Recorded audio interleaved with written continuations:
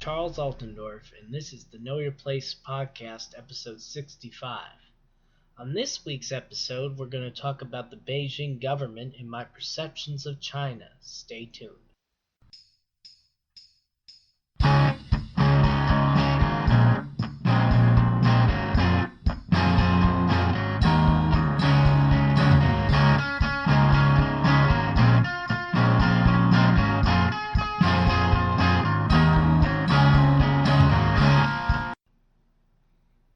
Alright, and I'm back. This week I wanted to take some time to talk about my perceptions of the Beijing government and China as a whole. This topic was actually also brought up to me by Scott Strauss ways back, but we didn't have time to get to it because the Brexit Kanzuk thing. I don't know. Both things seem equally kind of hot and relevant right now, given all that's going on in the world. But I guess I just didn't feel prepared to give this talk yet, so now here I am. As we dive into it, I want to start by, I guess, rewinding. That's what I constantly do. I start by, well, I don't know if I constantly do that, but that's what I felt like I've had to do on some of these subjects. So we're going to take a trip back to the past.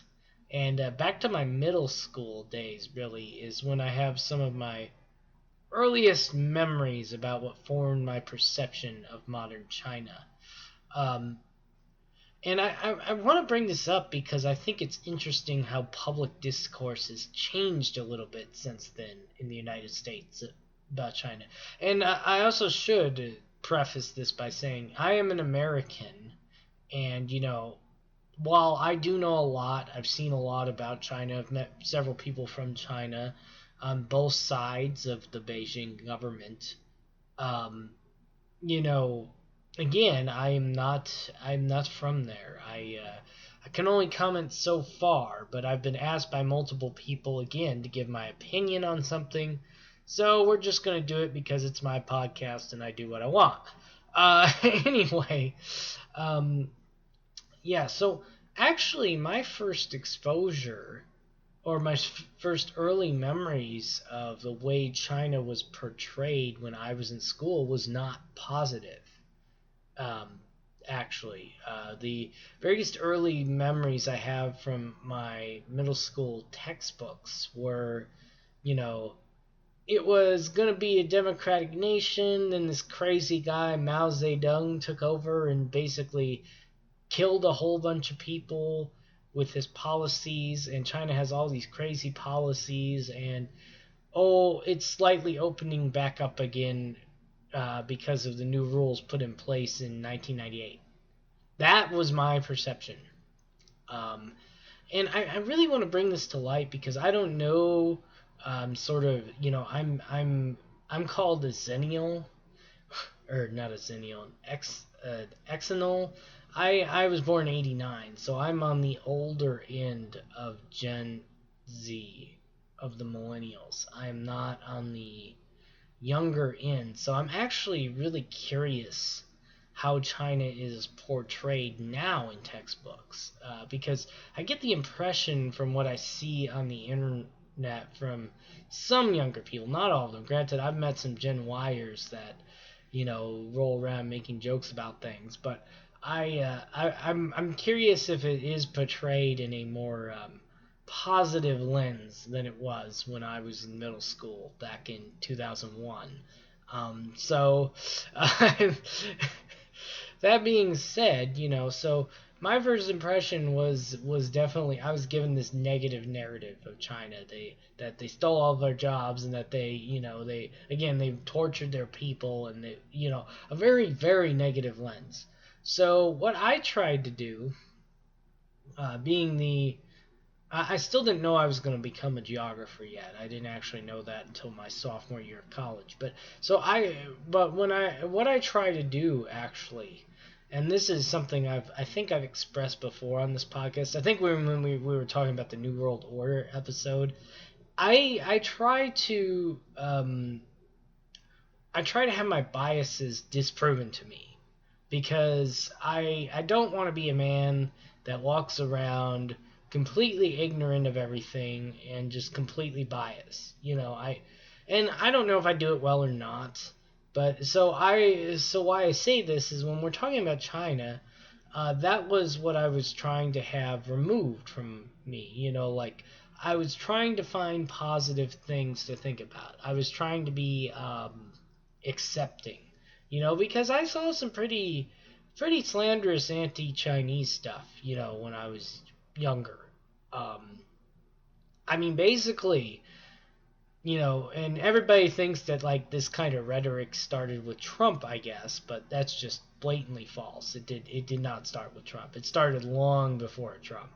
I remember, even when I was in high school, people were like, the Chinese, they're stealing all of our manufacturing. It's all their fault.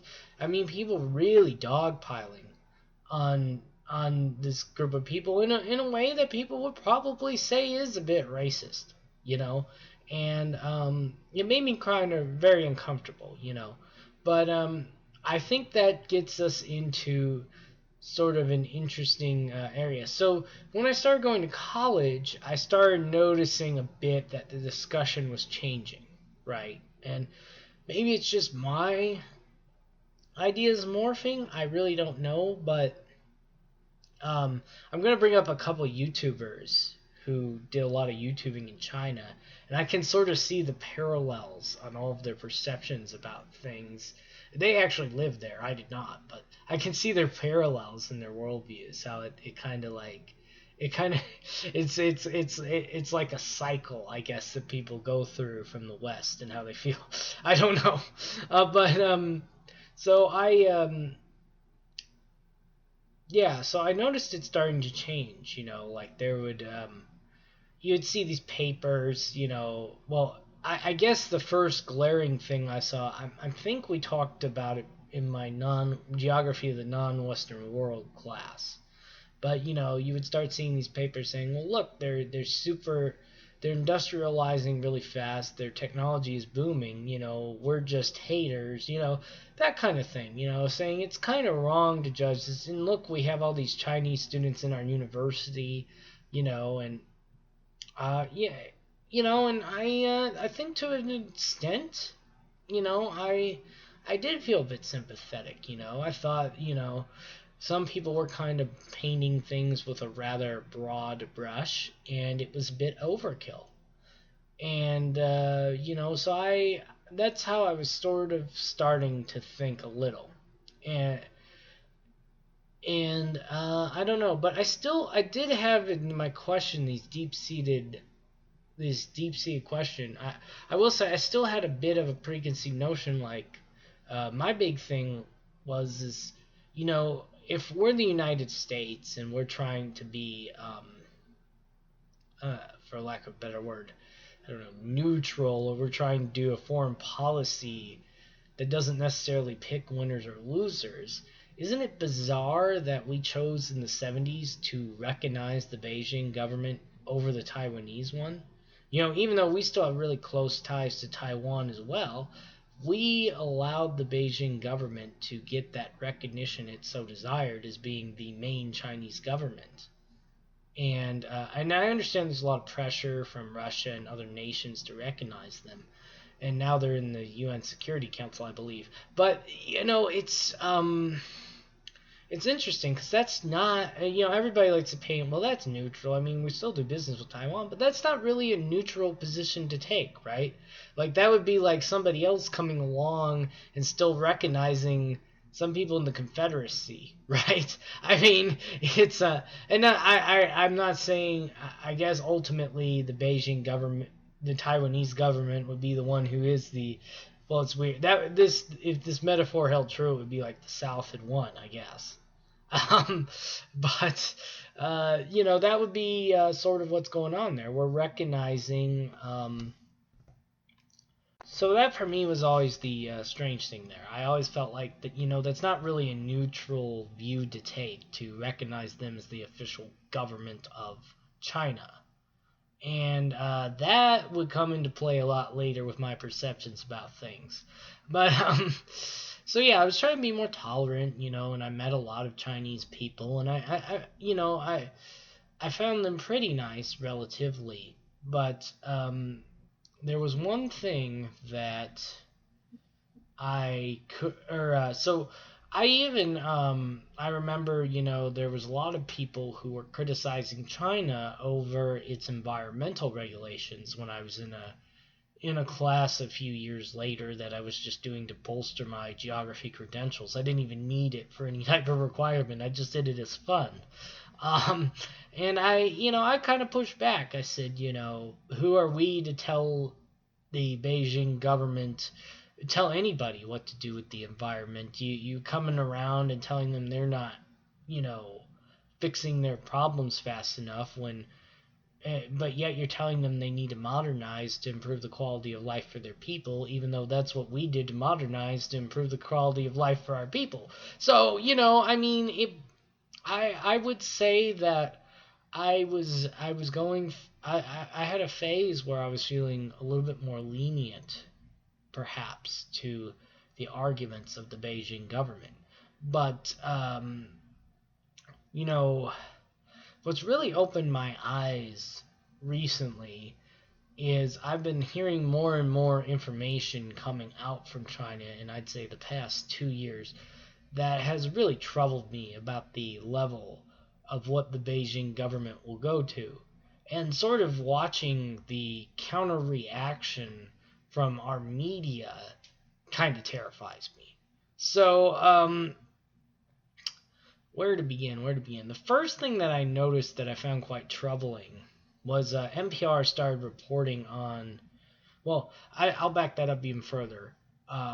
When I lived in Indiana, I actually lived somewhere where there was a Tibetan monastery. And, living near those people, meeting those people, and hearing their stories, I mean, essentially the Beijing government was trying to erase their history. And it's kind of the point that they completely moved and left, right? Like, they're not welcome back there. They can't practice openly there.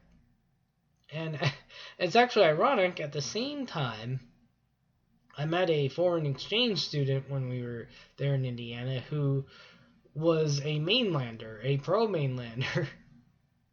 And I was always baffled. It's like, what do you think being in this town where there's a Tibetan monastery? And she actually, this was bizarre. So she actually, she would go on about like, oh yeah, it's a great place to go vacation, Tibet, and I love buying their little icons, and this is really wild to think about because like, we, I'm sure, we do that to a degree with other cultures as main US people or main Western people, but like, it was really weird to hear that because, my, the way I was taught in university and even the way I was taught, in high school is kind of sanitized that, made it, and that's part of the reason why I love being a geographer and get more curious about things is you get your eyes open to the whole experience sometimes of cultures or a broader brush than what the main people are just saying to you on the street corner. You get a bigger glimpse of things. So, so then I saw that, and then I was seeing articles that came out about the Uyghurs, being repressed in China, and that sounded quite crazy, and I didn't really, I didn't really know what to think because like, you know, it's hard because there's definitely countries I would say that, and again, not all people who practice Islam are bad or extremists or anything like that. I'm not saying that, but there's definitely countries where, I know minority groups that aren't Islamic are being repressed. So it was very weird to see that, the Chinese central government was repressing people who were practicing Islam. And I didn't really know what to do with that personally on how I felt. But I guess I do believe it's happening. I've seen multiple reports from various places I consider relatively credible, and it's scary, and it kind of fits into a larger theme that I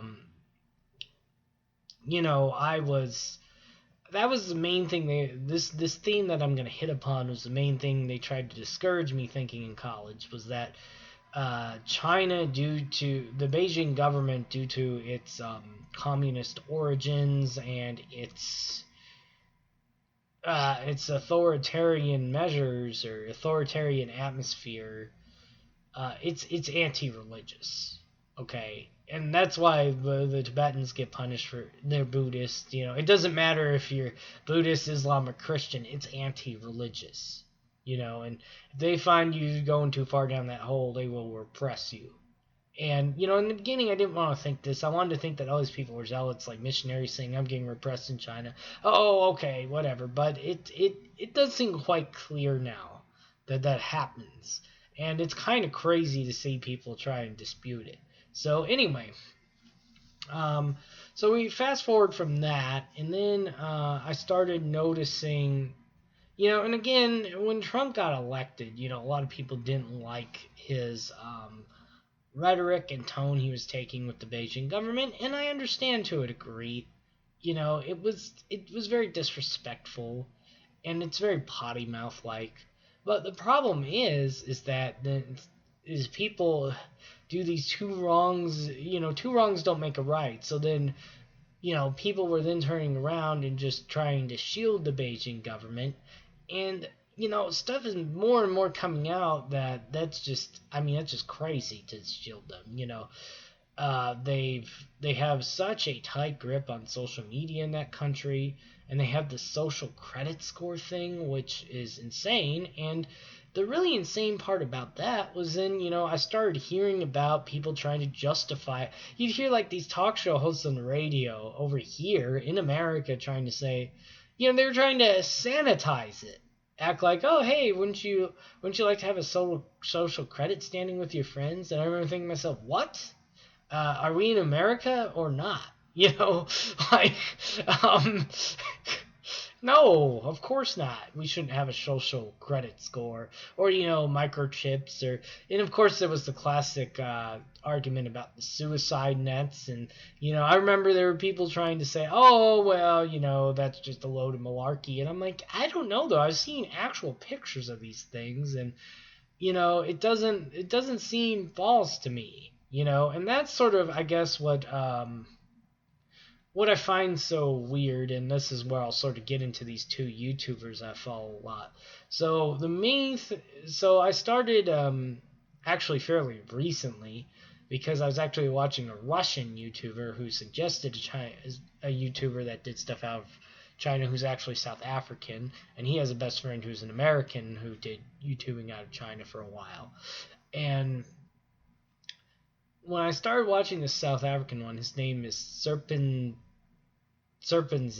So Serpent ZA is Serpent ZA, and his friend is called Laos Y. But and they run a channel together. I think it's called NDA China. It's about motorcycling across China. They used to do motorcycling treks together across China, which is pretty cool. But anyway, I was so I was watching this, and in one of his videos he said something that I had been thinking for years, but never really expressed it so plainly. Because he was actually talking about how he really likes Taiwan, and and he said what the Beijing authority, and actually it may have been Laos Y that said it in an interview later on, but they said what the Beijing authority wants is they want you to associate Chinese people only with the Beijing government. And that's there is a conception of what America should be or what other countries should be, and most governments want that association, I think, but it's much more on display there. So like, yeah, and why this is so crystal clear to me. So when you go in there, when I would go in there and post an article per se, where I'd be like, the social credit system in China is bad. There's there's banks now using nude photos of women as collateral for loans, and somebody would say, well, that's racist. So, and that's what the Beijing government wants. They want to be shielded from criticism by using the guise that they are the only force in China, and that if you disagree with it, you disagree with all Chinese people. And it's really crazy that, like, I know quite a few people who don't see a problem with that. And it's really crazy that that ever got any steam, honestly, in my opinion. Because if we were to say that about any other country, people would be like, oh, that's just ridiculous. Like, right? Like, you wouldn't see Americans. And don't get me wrong, yes, there are some. Again, there are people in every country like this. But you wouldn't see it in, like, a way that, like, the mainstream press is okay with it. Right? Like, the mainstream press wouldn't go around saying, oh, you criticized Trump's handling of something, therefore you hate everything about America, and you're anti-American. Now, hold on. I know I'm gonna get some people in the comment section who are like, well, that's what Fox News says, but you know what I mean, a reputable source. They're and don't get me wrong, there are some Western outlets like NPR broke the Uyghur story, and it's not like, but I mean, you wouldn't see that. I guess what I'm saying is you wouldn't see that taught in universities about the American government or the British government or the French government or the German government. No, this is only being taught in universities about the Beijing government, right? You're racist if you think that the Beijing government is bad. And that's intentional. That, as I said, these YouTubers who both lived there for over a decade before they had to flee. That's the other thing. They had to flee at the end of it. That's what they said. That's the association they want, and that's quite scary. I don't really think that's the reason why the YouTubers brought this up is because then if you're a foreigner or you're a minority or any type, you are a second-class citizen there. And this brings me to the other point of what I find the most sort of disturbing about the Beijing culture. And I keep using Beijing for a reason. I'm trying to not generalize all Chinese people, because I do believe there are a lot of Chinese people who are in opposition to the Beijing government and what it represents. And unfortunately, they are getting caught in this tidal wave that I just described to you earlier. But the Beijing, the other thing that they brought up, which is something very interesting, and something I'm actually quite fearful is happening to an extent in my own country, is the Chinese. So the reason, so you're like, well, okay, but these YouTubers you're talking about obviously weren't very repressed if they were able to live there for over a decade making videos, even though it's technically illegal because they didn't have journalist license, and make money, right? Well, you see, that's the thing. China has what I would call a very weak justice system. So there are lots of laws on the books, but they were bringing this up that you don't get arrested or whatever, you don't get in trouble until somebody decides to make trouble for you. And that's really lawlessness. There's no other way to put that. That is lawlessness. And I worry about that every day here in America too. Like when somebody is trying to pass something I don't like, or like for instance marijuana, for example, right? Now granted it's becoming legalized in a lot of places, but I remember when I was a kid, I'd bring up to people, it's really dumb and harmful that this is illegal. People would be like, well, nobody's going to report you for it, but what if they do? And you can see, we have a crazy jail population because of it and lots of ruined lives over it. And that's the thing. It's all about when everybody's always like, oh, well, don't worry about these kinds of laws until they get affected. Then all of a sudden they're worried about them. And, that's why I'm very skeptical of any new laws that come on the books in America, because I don't really believe we need new laws. I think we need to reform the current laws we have, and I think we could probably get by with a substantial percentage less of laws in this country. I really believe that. But, that's just me. So, anyway, the reason why I say this is so if you can imagine the sort of bad outcomes that's had in America and certain policies, you know, imagine that taken to the umpteenth next level. So, in America at least, if you get hit pretty hard with a sort of kind of BS law, like, there's a recourse for you in some way. You can, for instance, there was a guy I was listening to an NPR story about in Ohio that had a speeding ticket fine, and he couldn't pay it right away, and whatever county he was in Ohio kept re-jailing him because he kept not being able to pay. He kept getting jobs, but he kept getting fired because he kept getting re-jailed for not paying back these fines that just kept occurring and occurring and occurring because he'd be in jail, and they charge him money for being in jail and for court cases, and it was completely bogus, right? Well, eventually, and this cycle did go on for 20 some years, but eventually the ACLU got involved and took up his case and helped him win. There is no ACLU in China. There is no recourse. There is no, or for instance here, civil asset forfeiture has been a big slug 'em out fight, right? And the reason why it's slowly getting reeled in is because there were lots of lawsuits, and eventually it made it to the Supreme Court, and there was a ruling. That doesn't happen in China. So yeah, you can get away with things if you're not a big deal. If you stay in line, you can get away with things. But then when somebody decides they don't like you, boom, they hit you, and they hit you hard. And that's what happened to this Laos Y guy. He was pretty much explaining was that he and Serpent they've recorded all this stuff, and they had a relatively fine life. They even got married and were trying to start families there. And somebody decided that they didn't like what Laos Y was doing, what he was photographing or whatever, and one day they decided to contact the right people to go after him. And he had to flee. He had to flee or face arrest. And yeah, so go ahead and look that story up. That's pretty crazy. But that's the thing.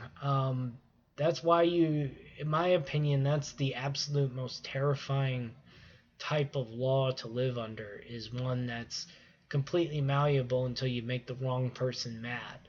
And that's why I'm constantly vocally outspoken against that happening here. And that's why I'm terrified to even visit China as a tourist, because I can make the wrong person mad, and then all of a sudden I can't leave China and I'm under arrest. And yeah, so that's my main thing with the Beijing government. That's what I don't particularly I find that very disturbing. And then the other thing that is also kind of terrifying and nuts to me is, so they're not content enough just to impose this upon their group of whatever the main, I guess, mandarins are the main people, but their main group of Chinese people. They're not content enough to do this to the main Chinese people. No. They want to expand, right?